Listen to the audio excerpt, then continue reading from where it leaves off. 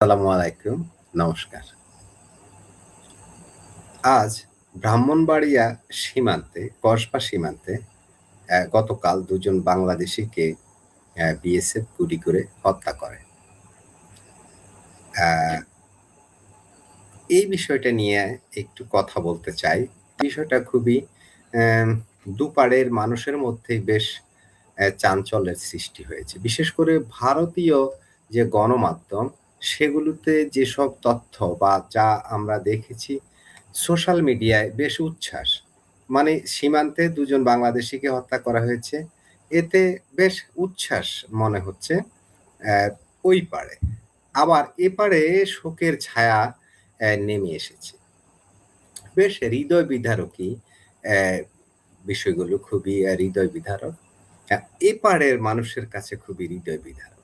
আর ওপাড়ের মানুষের কাছে এটি হৃদয় বিদারক না, হয়তো তাদের কাছে বেশ ভালোই লাগছে। কিন্তু কেন ভালো লাগছে?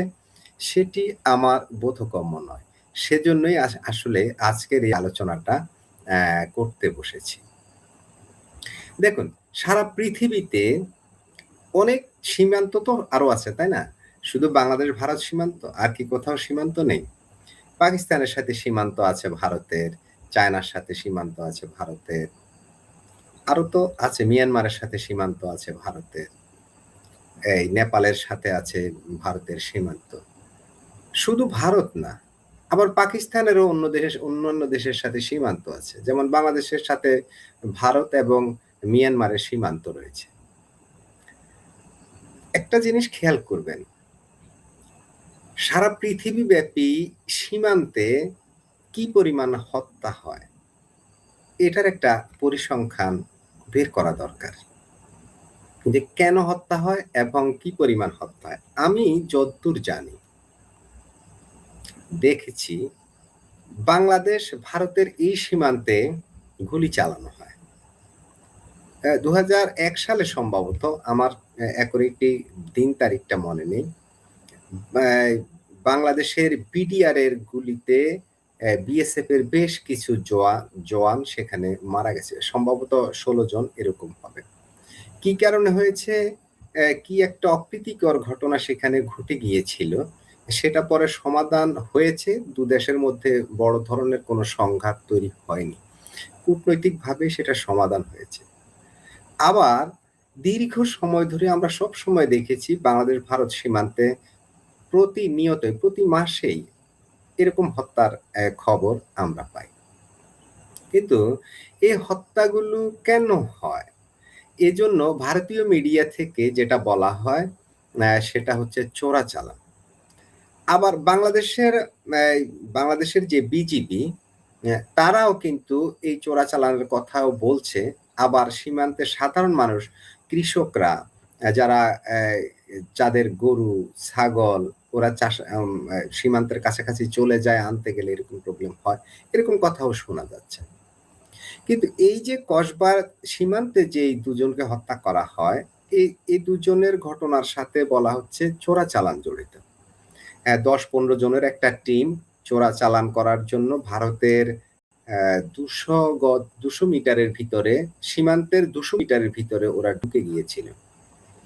এরপর সেখান থেকে ভারতের বিজিবি সেখানে কিন্তু ওদেরকে প্রতিরোধ করার চেষ্টা করেছে। এবং ভারতীয় মিডিয়ার যে খবর এবং বিজিবির বরাত দিয়ে সেটা হচ্ছে আ এই চোরাচালানিরা ভারতের বিজিবিকে ইট-পাটকেল নিক্ষেপ করেছে। মানে সীমান্ত এলাকাগুলোতে কিছু পাথর-টাথর এরকম পাওয়া যায় প্রচুর পরিমাণে। এগুলো নাকি ওদেরকে ছুঁড়ে মেরেছে মানে এরা হয়তো ওদেরকে ছুঁড়ে পেছনে যাতে যাতে করে বিজিবি পেছনে সরে যায়। বিএসএফ অ্যা তারা যেন নির্বিঘ্নে তাদের চোরাচালানিটা করতে পারে। অনেকটা এইরকম মিডিয়াতে যেটা আমরা দেখেছি ভারতীয় মিডিয়াগুলোতে, এরকম ঘটনা সেখানে ঘটেছে। এবং আ বিএসএফ আত্মরক্ষার্থে, এটা ভারতীয় মিডিয়ার বিএসএফ এর বরাত দিয়ে যেটা বলেছে যে তারা আত্মরক্ষার্থে গুলি চালিয়েছে। এই এই কথাটা কিন্তু আমার কাছে একটু রহস্যময় মনে হয়েছে। কেন মনে হয়েছে? দেখুন, ইট পাটকেল নিক্ষেপ করেছে, পাথর নিক্ষেপ করেছে, হতে পারে এমনটা অবিশ্বাস্য না, এটি বিশ্বাসযোগ্য কথা। কিন্তু বিএসএফ আত্মরক্ষার্থে গুলি করেছে এই কথাটা আবার গ্রহণযোগ্য হবে না, কারণ ইট পাটকেল নিক্ষেপ করা আর গুলি করা এক কথা না। ঠিক আছে, এখন আমার কথা হলো, বা এটা আমার আমার কথা ভুল হতে পারে, ঠিক আছে, আমার ধারণা, আমার অ্যানালাইসিস, আমার অনুভূতি ভুল হতে পারে, এটা আমার, সবার অনুভূতি একরকম হবে না, সাধারণত এটাই তো, আমার অনুভূতির সাথে আপনার অনুভূতি নাও মিলতে পারে। ধরে নিলাম এই মানুষগুলো সেখানে চোরাচালান করতে গেছে, এখন দায়ী কে? এখানে চোরাচালান করার মতো সুযোগ আছে, তাই না? এই সুযোগটা বন্ধ করা দরকার আছে, এটা দুদেশেরই দায় আছে এখানে। যেমন বাংলাদেশের দায় আছে, বিএসএফ বাংলাদেশের যে বিজিবি তারা কি করে, এই চোরাচালানিরা বাংলাদেশের বিজিবিকে ফাঁকি দিয়ে ওদিকে ঢুকলো কিভাবে, আমার এখানে প্রশ্ন। এই বিজিবি তারা কি করে সীমান্তে? তাদের কি কোনো দায় দায়িত্ব নাই? অবশ্যই তাদের দায় দায়িত্ব আছে। এই যে হত্যাগুলো হলো, এর জন্য তো তাদের, এই যে বাংলাদেশের যে বিজিবি, তাদের দায়িত্বহীনতা এখানে কি ফুটে উঠে না? অবশ্যই ফুটে ওঠে। আমি মনে করি তারা এখানে দায় এড়াতে পারে না। তারা সীমান্তে কি ডিউটি করে? চোরাচালানিরা 200 মিটার ভিতরে ঢুকে যাবে, এরপর বিজিবি ওদিক থেকে গুলি করবে, এরা ঢুকলো কিভাবে? এটা তো আমাদের যেই বিজিবি, তারা কেন এই চোরাচালানিদেরকে আটকাতে পারলো না? তারা কি সেখানে ডিউটি করে না? যে যে জায়গাগুলো দিয়ে চোরাচালান হয়, সে জায়গাগুলোতে বিজিবির টহল অনেক বেশি জোরদার করার দরকার আছে, যাতে কেউ কোনোভাবেই অবৈধভাবে এই ধরনের কর্মকাণ্ড করতে না পারে, কারণ অপ্রীতিকর ঘটনা ঘটতেই পারে, কারণ দুটো দেশের সীমানা। এখন আমি বিজিবির দায় দিলাম যে বিজিবির এখানে ব্যর্থতা আছে, যে তারা এটা করতে পারে নাই, কারণ কোন কোন জায়গা দিয়ে চোরাচালান হয় এটা যেমন বিএসএফ জানে, তেমনি বিজিবিও জানে, সবাই জানে। এই জানাশুনোর মধ্যে হয়তো কোনো মিউচুয়াল আন্ডারস্ট্যান্ডিং আছে চোরাচালানির সাথে বিজিবির, ওই পাড়ের চোরাচালানিদের সাথে বিএসএফ এর থাকতে পারে না? এই চোরাচালানিটা কি শুধু বাংলাদেশের মানুষ করে? না, এই চোরাচালানি ভারতীয়রাও করে, কারণ বাংলাদেশের মানুষ ও মালগুলো পায় কার কাছ থেকে? যে যে জিনিসগুলো ওরা ওদিক থেকে নিয়ে আসে, সেই জিনিসগুলো তারা কোথায় পায়? ওদিকের কিছু মানুষ তাদেরকে দেয়, তাই না? কিংবা এদিকের কিছু মাল সেদিকে যায়, এদিকের কিছু কিছু মানুষ ওদিকের কিছু মানুষকে সেটা দেয়। তাহলে চোরাচালানি যে শুধু বাঙালিরা করে, এই বাংলাদেশিরা করে তা না, এই পাড়ের মানুষও চোরাচালানি আছে, সেই পাড়ের মানুষও চোরাচালানি আছে। তাহলে বিএসএফ এই পাহাড়ের মানুষকে গুলি করলো, ওই পাহাড়ের মানুষকে কেন ঠেকালো না, যে তোমরা কেন এই মাল নিয়ে এখানে আসছো? তাহলে সেই বিএসএফ এর কি দায় নেই? বিজিবির যতটা দায় আছে, বিএসএফ এর ঠিক ততটাই দায় আছে। এই দায়িত্ব তারা এড়াতে পারে না। আর আমি লাইভটা দীর্ঘ করব না, কারণ আমি মূলত আলোচনা করতে এখানে বসিনি, আজ দুঃখ প্রকাশ করতে আসছিলাম যে আমাদের আজকে নির্ধারিত লাইভটা আমরা করতে পারিনি, সময় মতো করতে না পারার কারণে আমাদের ফরিদ ভাই অন্য একটা চ্যানেলে চলে গেছেন, আবার আমাদের রফিক ভাই অন্য কাজে অ্যাড হয়ে গেছেন, শেষ পর্যন্ত আর হলো না। তো দুঃখ প্রকাশ করার জন্য আসছে, যেহেতু লাইভটা ডিক্লেয়ার করেছিলাম যে করব 10টায়, কিন্তু আর করা হলো না। তো এই যে সীমান্তের যে ব্যাপারগুলো, আমি মনে করি বিজিবির যতটা দায় আছে, বিএসএফ এর ততটা দায় আছে, কারণ ওদিক থেকে মালগুলো নিয়ে আসে তোরে ভাই, তো বিএসএফ কি করে? ও মালগুলো যে ওদিক দিয়ে নিয়ে আসে, ওদের কি দায় নেই? আবার যারা মালগুলো রিসিভ করবে বাংলাদেশ থেকে, তো এখানে বিজিবির দায় নেই? তারা কি করে? মানুষ কেন, যে যতটা দূরত্ব পর্যন্ত যাওয়া আইনগত রাইট আছে কতটুকুই যাবে, তারপর এক কদমও কেউ যেতে পারবে না, কেন যাবে? এখানে তাহলে সীমান্তে এই যে বাংলাদেশ বিজিবি রাখলো আর ভারত বিএসএফ রাখলো, তাদের কি কাজ? তাদের কাজ কি শুধু মানুষকে গুলি করা? অপরাধী যদি সীমান্তে কোনো অপরাধী থাকে, অপরাধ কর্মকাণ্ড করে, তাকে অ্যারেস্ট করতে হবে, তাকে গ্রেপ্তার করে বাঙালি যদি ভারতে ঢুকে, বাংলাদেশিরা যদি ভারতে ঢুকে, তাদেরকে বিএসএফ গ্রেপ্তার করবে, গ্রেপ্তার করে ভারতে নিয়ে যাবে এবং ভারতের যে আইন আছে সে আইন অনুযায়ী তাদের বিচার হবে। যে শাস্তি হয় হোক, ফাঁসি হলেও হোক, ভারতীয় আইনে যে ধরনের শাস্তি তারা প্রাপ্য তাদের হওয়া উচিত ঠিক সেই ধরনের শাস্তিও।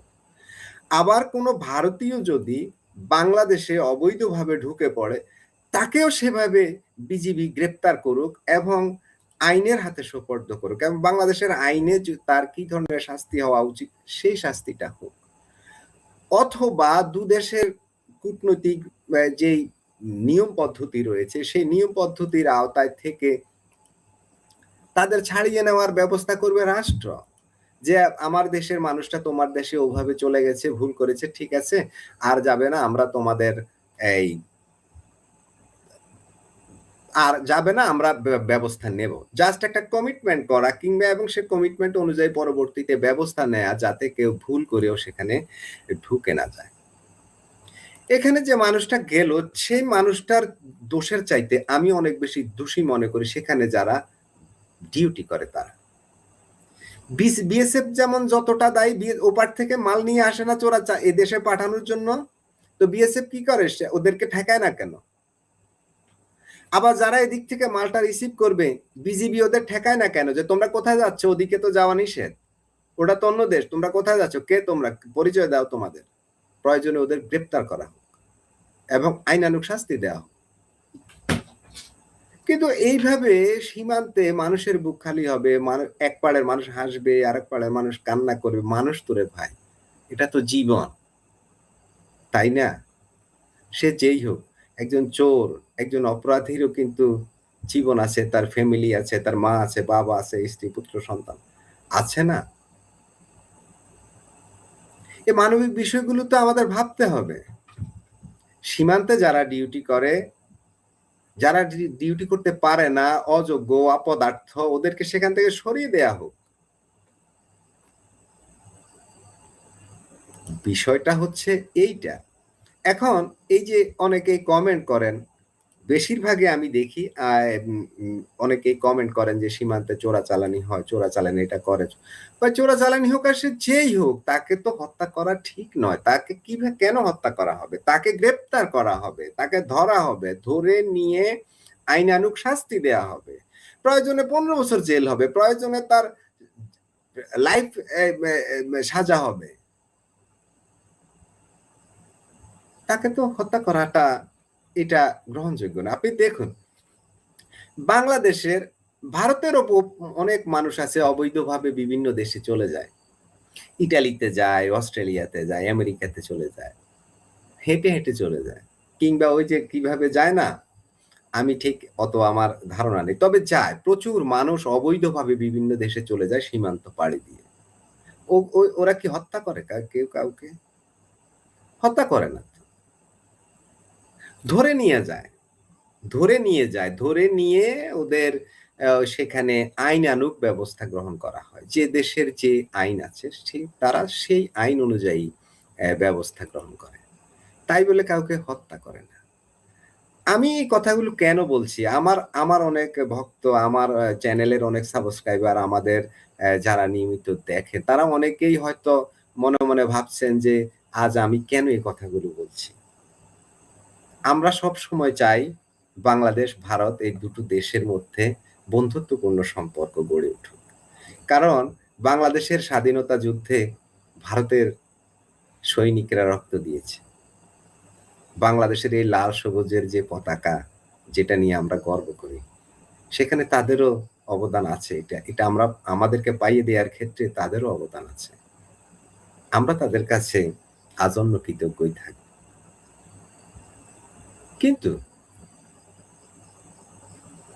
আজকে কেন এই আমাদের এই দু দেশের মধ্যে আজ সম্পর্ক ক্রমাগত অবনতি হচ্ছে এই কারণে যে আমাদের দেশের স্বাধীনতা বিরোধীদের একটা চক্র আছে যারা প্রতিনিয়তই ভারতকে গালাগালি করে। সে কারণে ভারত এবং বাংলাদেশের মধ্যে তারা এই পক্ষটা ভারতের ক্ষতি করতে চায়, যেটা ভারত বিশ্বাস করে যে বাংলাদেশের ৭১ স্বাধীনতা বিরোধীরা ভারতের ক্ষতি করতে চায় এবং করেছেও। অতীতে এমন প্রুফ আছে তো যে বাংলাদেশের মাটি ব্যবহার করে উলফা এবং ভারতীয় বিচ্ছিন্নতাবাদীরা সেখানে হামলা করতো। তো এটা তো প্রুফড। ১০টা অস্ত্র এদেশে আসেনি উলফার জন্য, প্রুফড। তো একটা পক্ষ তো আছে যারা ভারতের ভালো চায় না, কিন্তু এদেশের মেজরিটি মানুষ চায় ভারতের ভালো চায়। এটা অস্বীকার করলে চলবে না। ভারত যদি মনে করে যে বাংলাদেশের সব মানুষ তাদের খারাপ চায়, এ কথাটা তাদের ভুল। সময়ের প্রেক্ষাপটে এখন হয়তো স্বাধীনতা বিরোধীদের একটু দাপট বেড়ে গেছে। সেটা তো এমন না যে সেটা একদম দীর্ঘদিন থাকবে। কতদিন এরকম থাকে আমরা দেখব। এটা বেশি দিন থাকবে না। জি, প্রিয় দর্শক, অনেকেই কমেন্ট করছেন, অনেকেই আমি আসলে সবার কমেন্ট পড়তে পারছি না, আমার চোখে একটু প্রবলেম আছে। ছোট লেখা আমি খুব ভালোভাবে দেখি না, এই জন্য পড়া যায় না। যাই হোক, অনেকেই বলছিলেন যে বিশেষ করে চোরাচালানের কথা এই কমেন্টগুলোতে আমি যেটা বলছি যে সেটা অনেকে চোরাচালানের কথা হতেই পারে ভাই। বাংলাদেশের কিছু মাল ভারতে অবৈধভাবে ঢুকে, আবার ভারত থেকে কিছু মাল বাংলাদেশে অবৈধভাবে ঢুকে, তবে ভারত থেকে অনেক বেশি পরিমাণে ঢুকে। আর বাংলাদেশের যে মাল যায় ভারতে সেটা খুব কম পরিমাণে যায়, সেটা আমাদের কিছু ডাটা তো আছে। আবার দুপাড়ের সীমান্তের কিছু মানুষের জীবন জীবিকা এই চোরাচালানের উপরেই চলছে। তারা হয়তো ভাবছে এটাই আমার পেশা, আমি এইভাবে করব।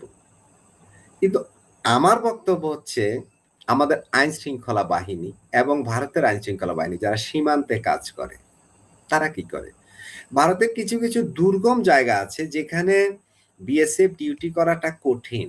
সেখানে রাস্তা নাই, কিংবা কাঁটাতারের বেড়া নেই, কিংবা কি বলে এটাকে জল, নানা বিষয় আছে, সেখানে করা যায় না। কিন্তু আমি মনে করি ওই জায়গাগুলো যদি পয়েন্ট হয় যে এদিক দিয়েই চোরাচালানিটা হয়, তাহলে ভারতের বিএসএফ যে জায়গাগুলোতে ডিউটি করতে পারে না, বাংলাদেশের অংশে আমাদের যে বিজিবি আছে তারা তো করতে পারে।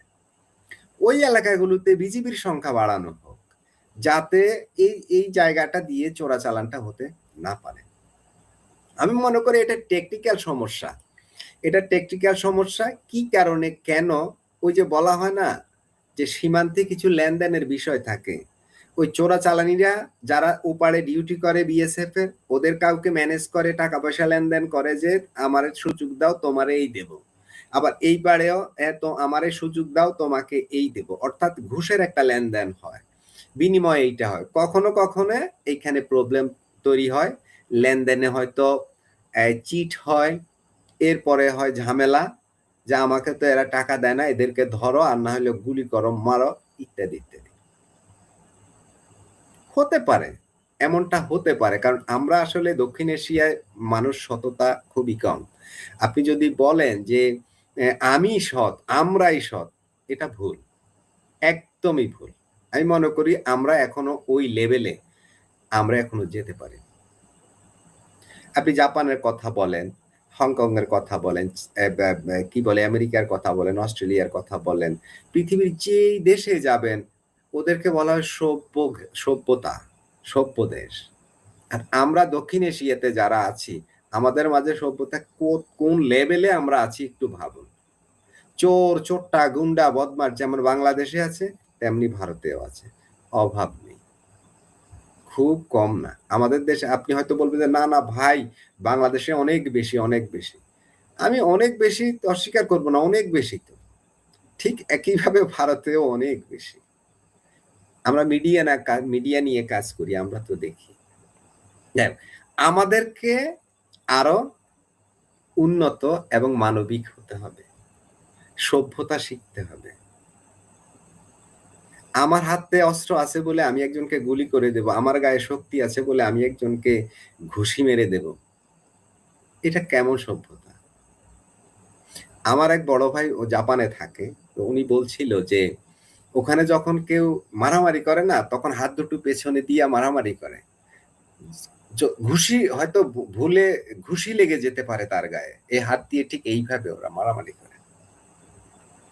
কতটা সভ্যতা! আমরা কি করি? এই তো সেই দিন শুভেন্দু অধিকারীর ব্যক্তিগত সহকারী, ভোটের দিনে, তো ভোটের পরের দিন তাকে গুলি করে মেরে ফেলা হলো। মারেনি? কারা মেরেছে? বাংলাদেশ থেকে লোক গিয়ে মেরেছে? বা পাকিস্তান থেকে, নেপাল, ভুটান, মালদ্বীপ, শ্রীলঙ্কা থেকে লোক এসে মেরেছে? না, ভারতের মানুষরাই তো মেরেছে। এরকম ঘটনা আমাদের দেশে হচ্ছে, বাংলাদেশে হচ্ছে। আমরা সভ্যতার কোন লেভেলে আছি আমাদেরকে ভাবতে হবে। আমি বলি আমি সবার সেরা, আবার আপনি বলছেন আপনি সবার সেরা। আসলে আমরা কে কোন লেভেলে আছি আমাদেরকে ভাবতে হবে, অনুভব করতে হবে, সভ্যতা শিখতে হবে। আমি বলছি, আমি আমি কারো মনে কষ্ট দেওয়ার জন্য এই কথাটা বলছি না, প্রিয় দর্শক ক্ষমা করবেন। এর দায় শুধু বাংলাদেশের না, ভারতেরও না, দুই দেশেরই দায় আছে। সীমান্তে যে সমস্যাগুলো হচ্ছে, আমরা চাই না রক্তপাত হোক। আমি চাই আমার ব্যক্তি, আমি সবসময় এর বিরোধী। আমি চাই অপরাধীকে গ্রেপ্তার করা হোক, আইনানুগ ব্যবস্থা নেওয়া হোক, প্রয়োজনে সর্বোচ্চ শাস্তি দেয়া হোক বিচার করে। সে কেন অন্যায়ভাবে অনুপ্রবেশ করলো, সর্বোচ্চ শাস্তি দেয়া হোক, তাতে কোনো আপত্তি নেই। কিন্তু একজন অপরাধীকেও হত্যা করলে আমার আপত্তি আছে। বিচার না করে তাকে হত্যা করা যাবে না। জি, প্রিয় দর্শক, অনেক কথা হলো, অনেকেই অনেক কমেন্ট করেছেন। আমি শেষে একটা দুটো কমেন্ট যদি পারি একটু পড়ি। দেখি কে কি কমেন্ট করলেন। একটা দুটো কমেন্ট। একজন বললেন শিশির সামন্ত, তিনি বলেছেন অবশ্যই আছে ভারতে, তবে যারা ভারতের এই চোরাকারবারি কাজ করে থাকে তারা বেশিরভাগ প্রায় মুসলিম। ভাই, মুসলিম হোক হিন্দু হোক সেটা ফ্যাক্ট না, আপনারা ঘুরে ফিরে ওই ধর্মের দিকে বিষয়টাকে টেনে নিয়ে যাচ্ছেন। সে মুসলিম হলে সে তার কি সাজা হবে না? আপনি ধর্ম দিয়ে কেন বলেন? তাকে বলবেন সে চোরাচালানি। সে কি হিন্দু চোরাচালানি নাকি মুসলিম চোরাচালানি সেটা জানার বিষয় না, জানার বিষয় হলো সে চোরাচালানি, সে অপরাধী। আপনি বলে দিলেন সে মুসলিম, হলো বিষয়টা। হিন্দু কি নেই? সবগুলো কি মুসলিম চোরাচালানি? আপনি ভালোভাবে দেখেন, ভালোভাবে অনুসন্ধান করেন, তখন বুঝবেন যে আসলে চোরাচালানি কারা করে। এখানে হিন্দু, মুসলিম, বৌদ্ধ, খ্রিস্টান বিষয় না, বিষয় হচ্ছে যিনি সীমান্তের যে পয়েন্টে আসলে অন্যায় হবে, মানে ইলিগ্যাল হবে, ওই পয়েন্টে যে আসবে তাকে গ্রেপ্তার করতে হবে। সে আইন ভঙ্গ করেছে।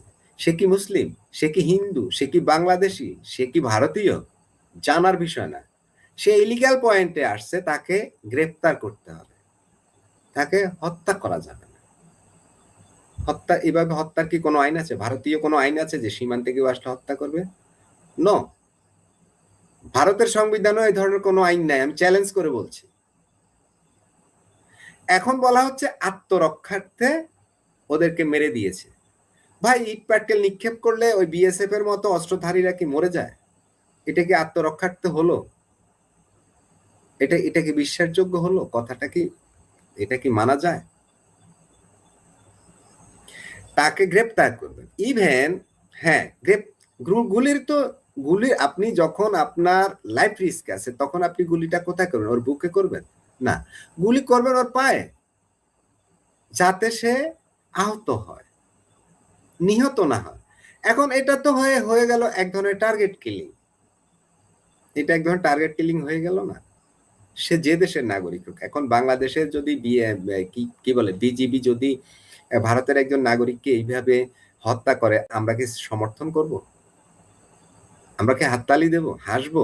নো, তীব্র প্রতিবাদ করব। ও তো মানুষ, ওকে আপনি হত্যা করতে পারেন না। সে ইলিগালি ঢুকেছে, অন্যায় করেছে, তাকে গ্রেপ্তার করুন। গ্রেপ্তার করে বাংলাদেশের আইনে তার বিচার করুন, এই তো। আর কি, এখন আপনারা যে যার মতো করে, এটা হচ্ছে কি বিদ্বেষ, এটাকে বলা, যেমন হিন্দু বিদ্বেষ, মুসলিম বিদ্বেষ, এই যে ধর্মীয় ভাবে যখন আমরা ট্রিট করি তখন সেটা মঙ্গল নয়, এটি কোনো সভ্য সমাজের কাজ হতে পারে না। ধর্মীয় পরিচয় দিয়ে মানুষকে ধর্ম আগে আসছে নাকি মানুষ আগে আসছে? পৃথিবীতে মানুষ আসছে, মানুষই ধর্ম তৈরি করেছে, মানুষের প্রয়োজনে ধর্মের তৈরি হয়েছে। আগে মানুষকে মানুষ হিসেবে আমার দেখতে হবে। জি, এক ভাইয়া একটা কমেন্ট করেছেন যে মাসুদ ভাই, চোরা কারবারিরা ভারতে অবৈধভাবে প্রবেশ কি বললো আবার একটু দেখি, আমি তো এখানে পড়তেই পারি না, কি বললো, কমেন্টটা কোথায় চলে গেছে। চোরাচালানিরা সীমান্তে অবৈধভাবে প্রবেশ করে, ঠিক আছে, করে। এই যে অবৈধভাবে ওদের যে প্রবেশ করে, এই প্রবেশটাই হচ্ছে মূলত তাদের অপরাধ। এখন তাদেরকে গ্রেপ্তার করতে হবে, তাদেরকে হত্যা করা যাবে না, সে যে দেশেরই হোক। আর দুদেশেরই, যেমন আমি আগে বলেছিলাম যে ভারতের যে অংশে বিএসএফ ঠিকভাবে ডিউটি করতে পারে না, দুর্গম পাহাড়ি এলাকা, কিংবা আছে না এরকম প্রবলেম আছে যে ওদিক দিয়ে রাস্তা নেই, ওখানে করাটা ওদের সম্ভবই না। বাংলাদেশ অংশে বাংলাদেশের বিজিবি সেই অঞ্চলগুলোতে বেশি টহল জোরদার করবে, যেহেতু ওই জায়গাতে বিএসএফ থাকে না, ওদিকে বেশি চোরাচালান হওয়ার সম্ভাবনা আছে। তাহলে চোরাচালান তো একদিক থেকে হবে না, হলে দুদিক থেকেই হবে, দুদিকের মানুষ এই চোরাচালানের সাথে জড়িত থাকবে। তাহলে এদিকের মানুষকে আমরা যদি কন্ট্রোল করতে পারি তাহলেই তো হয়। আবার যেসব এলাকা আছে যেখানে বাংলাদেশের বিজিবি ডিউটি করতে পারে না, দুর্গম এলাকা, সেখানে বিএসএফ তাদের ডিউটি বাড়াবে, যাতে এই ওপারের যারা চোরাচালান করে তারা যেন সীমান্তে আসতে না পারে। যাই হোক, আমি মূলত সত্যি কথা বলতে কি, কারো মনে কষ্ট দেওয়ার জন্য আমি এই আলোচনাটা করি। সে মানুষ, সে যে মানুষই হোক, একজন মানুষ হত্যা হোক, এটা আমরা চাই না। আমরা চাই কেউ অপরাধ করলে তার বিচার হোক, সে যে দেশেই থাকুক, সে যে দেশের নাগরিক হোক। এখন সীমান্তে যদি বাংলাদেশের মানুষ ভারতে ধরা পড়ে, ভারতের আইনে বিচার হোক। বাংলাদেশের ভিতরে যদি কোনো ভারতীয় ধরা পড়ে অপরাধের সাথে, ইলিগাল বাংলাদেশে ঢুকে পড়ে, সেখানে বাংলাদেশের আইনে তার বিচার হোক, অথবা বিজিবি বিএসএফ যৌথভাবে ফ্ল্যাগ মিটিং এর মাধ্যমে সমস্যাগুলো সমাধান করুক। আমরা চাই এটা। আমরা চাই দু দেশের মধ্যে সম্পর্ক ভালো হোক। আমাদের প্রতিবেশীর সাথে শত্রুতা করা যায় না,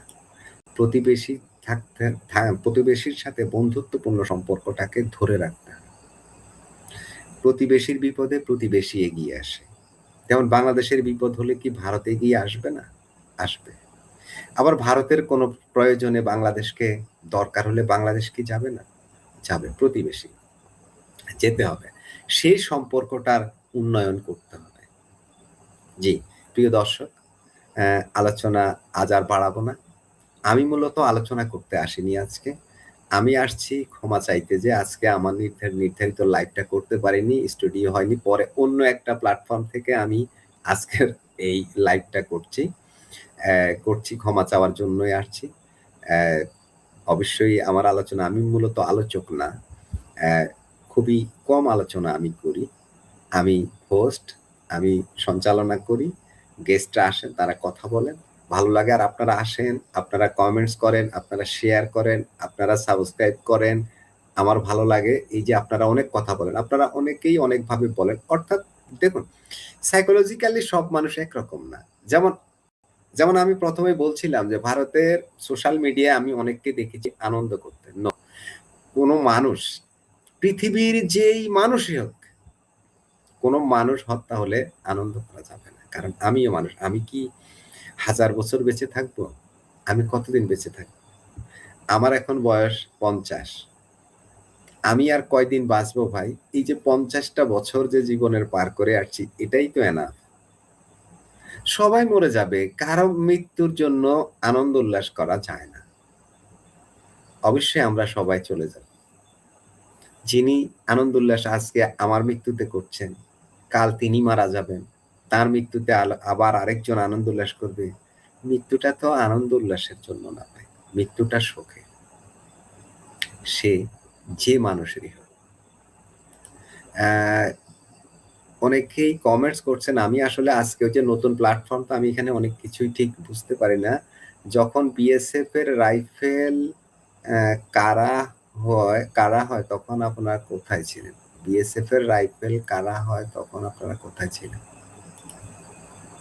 বিএসএফ এর রাইফেল কেন কাটবে, কে কাটবে, কি কারণে কাটবে, এরকম অপ্রীতিকর ঘটনা হলে সেটারও তো আইন আছে না? ধরুন আমি বিএসএফ এর রাইফেল কেড়ে নিলাম, তো আমার কি শাস্তি নাই? আমি কি আইনের ঊর্ধ্বে? মাসুদ আপনার বর্ডার ও সীমান্ত হত্যা সম্পর্কে জ্ঞান কম। হ্যাঁ, হতে পারে। আমার জ্ঞান কম। আমি বলছি না আমি সব বুঝি। আমি শুরুতেই বলছি আমি আলোচক না। আমার প্রচুর ভুল আছে। এটা আমার অনুভূতি। ঠিক আছে? এটা আমার অনুভূতি। এই অনুভূতি পৃথিবীর সব জ্ঞানকে ছাড়িয়ে যায়। অনুভূতি। মনে রাখবেন। আমি আপনার মৃত্যুতে হাসব না। কক্ষনো না। আপনি আমাকে গালি দেন, আপনি আমাকে যা খুশি তা বলেন, আপনার মৃত্যুতে আমি হাসব না। আমি একটু হলেও শোক করব। যে এই ভাই মুগ্ধ, ওনার নাম হচ্ছে মুগ্ধ। এই মুগ্ধ, এই যে মুগ্ধ 71, যে মুগ্ধ ভাই আমাকে গালি দিয়েছে, বাট লোকটা আজকে মারা গেছে। আমার ভালো লাগবে না, কারণ আমিও তো চলে যাব। এটা হচ্ছে কি আবেগ, অনুভূতি, আবেগ আর অনুভূতি। জি, যারা সীমান্তের এই বিষয় নিয়ে ভালো বুঝেন, অবশ্যই আপনারা আলোচনা করবেন, কমেন্ট করবেন, যাতে অন্যরা পড়তে পারে। যেটা আমি বুঝিনি সেটা হয়তো তারা কমেন্ট পড়ে বুঝবে। এটাই, তাই না? অনেকেই লিখছেন, অনেক প্রচুর কমেন্ট হয়েছে, অনেকেই লিখছেন, অনেকেই বলেছেন।